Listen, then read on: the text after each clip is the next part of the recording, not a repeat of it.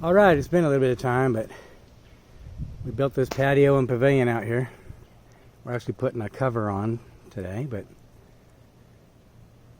we're going to put something at the end of it. We're going to put a rectangular fire pit. So we've been searching around, looking at various designs. So we're going to use the concrete blocks. These are not cinder blocks, they're concrete. Giving them a little bit of sun to dry the moisture out, but our patio is 4 inches thick.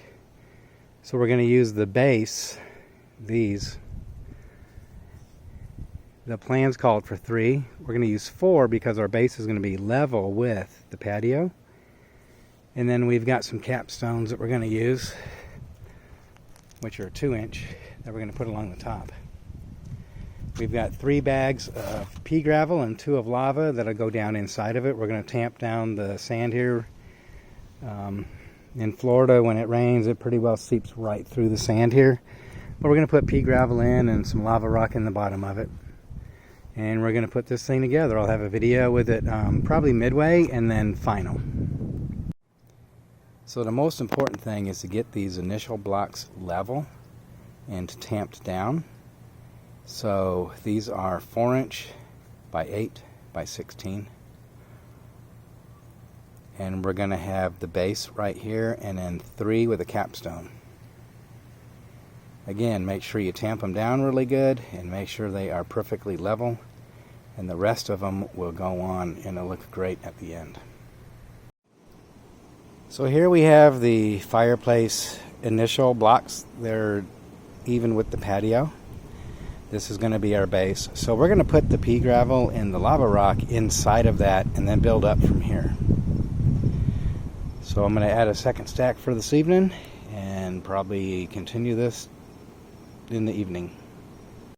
So here's our fireplace. We decided to put some tile on top. We have some oil rubbed bronze surrounding it as a trim. Kind of like we did here. We didn't have the pavilion video, but we put some tile and oil rubbed bronze edging. So yeah, we had our base that I showed before with 3 layers of concrete block and then a capstone. We decided to go ahead and put some porcelain tile on top. The adhesive we use is Liquid Nails Fuse It.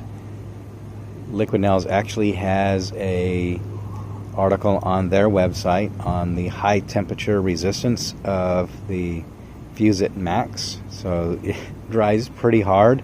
Let it cure for the full 24 hours though. But I'll give you a close-up what we did. So we're out on whether leaving it the brick or getting some mortar and putting it up the sides and maybe leaving a couple exposed bricks, like you see, in some areas where they put stucco and some fell off and you see the underlying brick. So we'll decide on that next. I'll record it if we decide to. But oil rub bronze surround, we sealed these. We're going to go ahead and grout that and then fill the fire pit with pea gravel and some lava rock. I'll go ahead and back up and give you a little bit of a better look on the size. The patio is 16 feet wide. So we put our first couple bags of pea gravel and then tamped it down. It's about 3 inches, maybe 3.5 of pea gravel to come up to about that first layer of the base foundation of these concrete blocks. Again, the blocks are 4 inches high, 8 inches wide, and 16 inches long.